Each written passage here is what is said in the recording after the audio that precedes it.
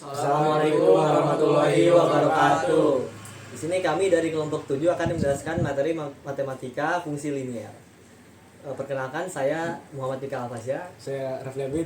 Saya Faris Budi Prasetyo. Saya Muhammad Azwari. Untuk materi pertama adalah fungsi linear.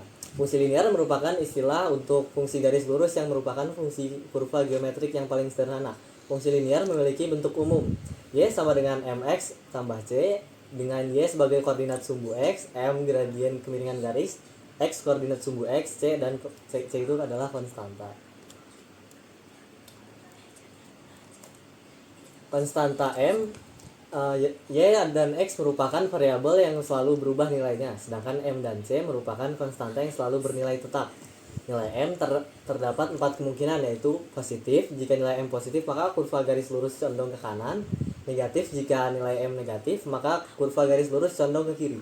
0, jika m sama dengan 0 maka kurva garis sejajar dengan sumbu x. Lalu terakhir ada tak tentu, jika nilai m tidak tentu maka kurva garis sejajar dengan sumbu y.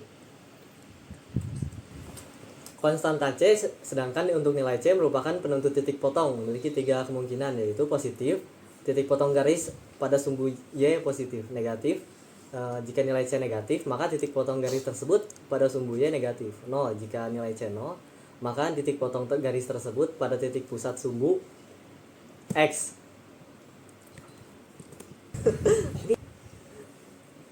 Menggambar kurva linear secara sederhana, kurva linear dapat digambarkan dengan melihat nilai m dan c. Menggambar kurva linear dengan lebih tepat, kita perlu mengetahui minimal 2 titik yang dilewati oleh kurva tersebut. Akan lebih mudah jika titik tersebut adalah titik potong dengan sumbu x dan sumbu y.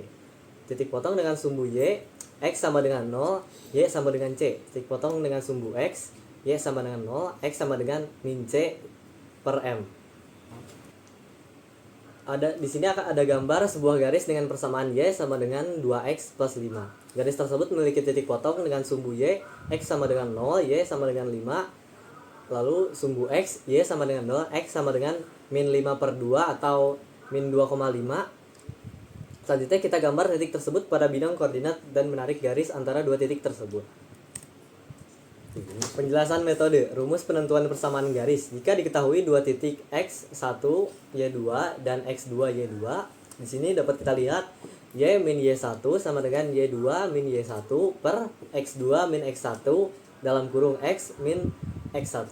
Jika diketahui 1 titik x1 dan y1 dan gradien m, min y1 sama dengan m dalam kurung x min x1. Selanjutnya akan dilanjutkan oleh Rafli.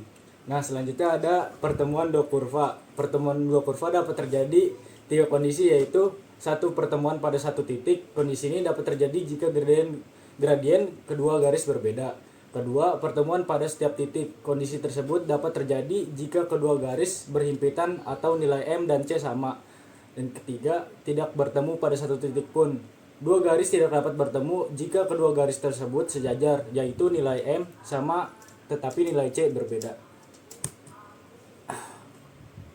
Ini menentukan titik potong temu kedua kurva.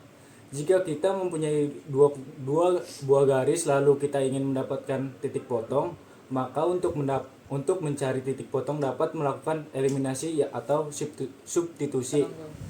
Tentukan titik potong dari sebuah garis. Y sama dengan 2x plus 1 dan y min x plus 7. Penyelesaiannya 2x plus 1 sama dengan min x plus 7, 3x sama dengan 6, x sama dengan 2, y sama dengan 2x plus 1, y sama dengan 2 dalam kurung 2 plus 1, y sama dengan 5. Oleh karena itu titik potong kedua garis tersebut 2,5. Ini selanjutnya ada kurva permintaan. Jumlah suatu barang yang dibutuhkan dalam suatu pasar dinyatakan dalam kurva permintaan. Pada kondisi pasar sederhana, kurva permintaan digambarkan sebagai fungsi linear yang memiliki kemiringan negatif seperti yang digambarkan pada gambar berikut. Nah, dengan P sumbu Y, P sumbu Y sama dengan harga barang. Q sumbu X sama dengan jumlah barang. D sama dengan kurva permintaan. Pada kurva tersebut, semakin tinggi harga suatu barang, maka permintaan barang tersebut semakin sedikit. Ini selanjutnya ada kurva penawaran.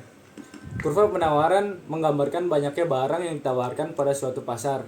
Pada kondisi pasar sederhana, kurva ini digambarkan sebagai fungsi linear yang memiliki kemiringan positif.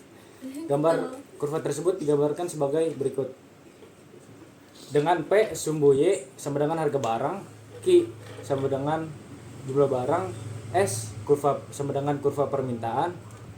Kurva tersebut dapat diartikan bahwa semakin tinggi harga suatu barang, maka barang yang ditawarkan akan semakin banyak.